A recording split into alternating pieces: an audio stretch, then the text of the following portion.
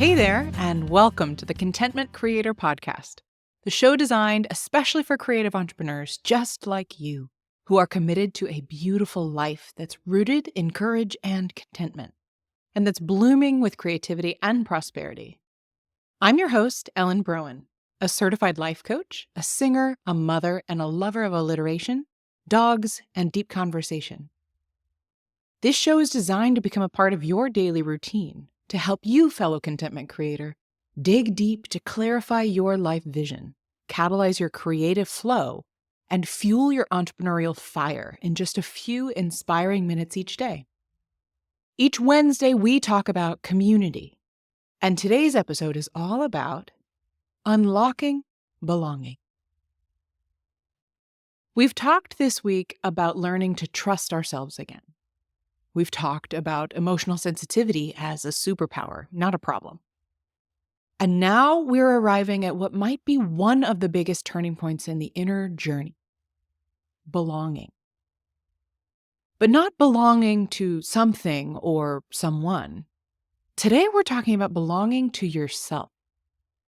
Because here's the thing no one tells us growing up. You can be surrounded by people, family, friends, colleagues, and still feel like an outsider if you don't feel at home within yourself. When we haven't done the work of cultivating self-belonging, we chase external validation like it's oxygen. We shapeshift, we hustle for approval, we perform emotional acrobatics just to feel like we're enough for someone else's circle. I've done it. I've shown up in rooms wondering, how much of me is welcome here? And then edited myself before anyone else even asked me to. I've learned to read between the lines, sense discomfort, shift tone down emotion, over-deliver warmth. It's all a form of masking and survival, but it's also a slow erosion of self. And I've done this over and over again during different seasons of my life, during reinventions, evolutions, and new chapters. When I was singing on world-class stages, when I became a health coach, when I scaled my life coaching company, each time I entered a new room, I felt the pull to belong to it, to the industry, the identity, the community, more than I belonged to myself. But something shifted with this podcast. Even though I stepped into a brand new room again, this time as a content creator, I stayed rooted. I focused on belonging to what I was saying, to how I was being, and to the kind of space I wanted to cultivate. And here's the wild thing. By claiming that belonging for myself, it's invited you in too.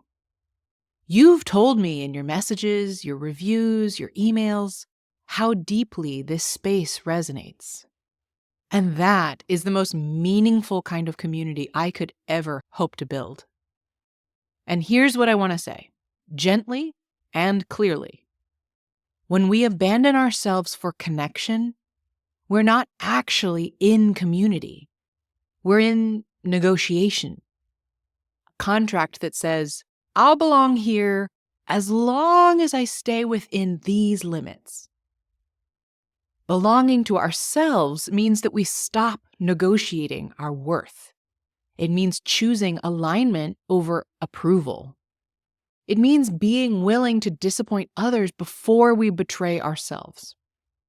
And I know these are not easy choices, especially when you're wired for connection, when our nervous systems light up around relational tension. But self-belonging is the anchor that holds us steady in the storm of expectations.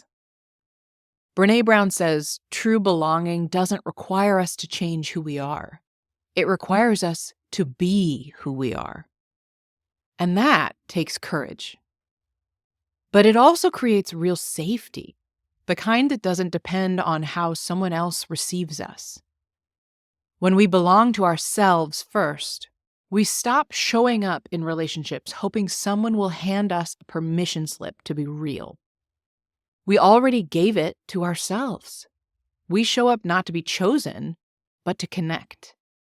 Not to be validated, but to be witnessed. That shifts everything.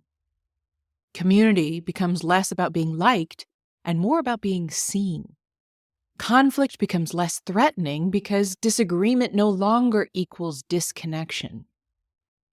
We begin to trust that when we're fully ourselves, the right people stay, and the wrong ones fade, sometimes painfully, but also necessarily.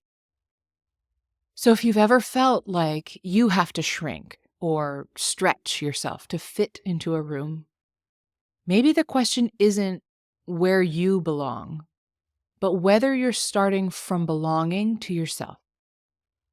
And if you're not there yet, that's okay. Self-belonging is a lifelong practice. It's choosing to stay with yourself when things get awkward, messy, uncertain. It's learning to ask, what do I need right now? And actually listening to the answer. It's letting your no be as holy as your yes. It's looking in the mirror, not to criticize, but to remember, I'm already home. Thank you for being here with me today. If this resonated, I'd love for you to share it with a friend who's on this journey too. And I'll see you back here tomorrow as we keep building this inner world together, as we take a look at the trap of all or nothing thinking and how to break free.